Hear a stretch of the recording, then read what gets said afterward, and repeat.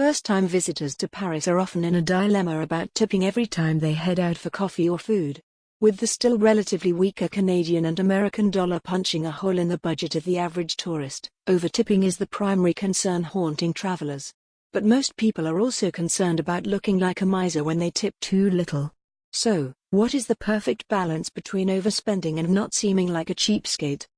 Like most cities, Paris has its own tipping culture, and it is useful to know about it before you plan your next visit.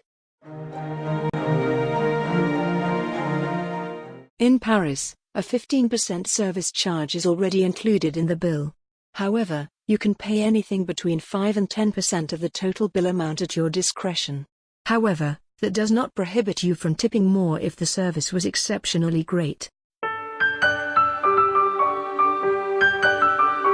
It is polite to tip your waiter or waitress in Paris, but no one will judge you for not tipping. Unlike most places in the United States where tipping is expected every time you dine out, nothing of the sort is mandated in Paris. For example, if anybody goes out of their way to serve you, thank them, and they will appreciate it. In most restaurants, tips are shared within the entire team, and it is customary for customers to leave a small change when dining out, as it goes to the kitchen staff as well.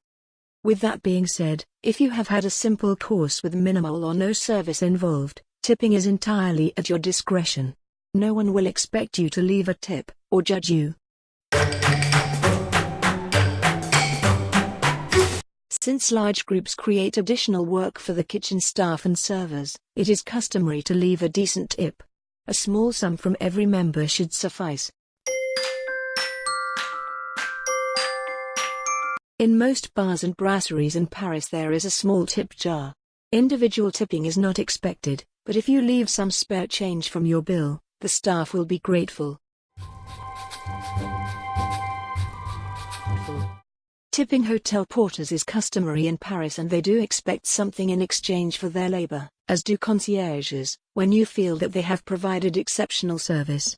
You can tip concierges at the end of your stay. For the porter, a tip of €1 to €2 is appreciated per bag, unless your luggage is on the heavier side of the scale, in which case you can be a little more generous. Taxi drivers charge tourists by the meter for short trips, but on longer trips you can ask them round off the fare for the journey. Tourists are encouraged to always tip their tour guides. Tipping is generally appreciated, but not everyone expects it. In such situations, things can get really awkward, really fast. Imagine tipping your dentist after a mouth cleaning session. Does sound weird, doesn't it? When grabbing a quick coffee and croissant at the cafe, there is no need to leave an extra euro for the waiter or waitress. The servers are not working for the tips and their salaries are consistent irrespective of the number of tables they serve each day. Drinks at the bar are generally tip-free and the bartenders do not expect their patrons to leave a tip at the end of the night.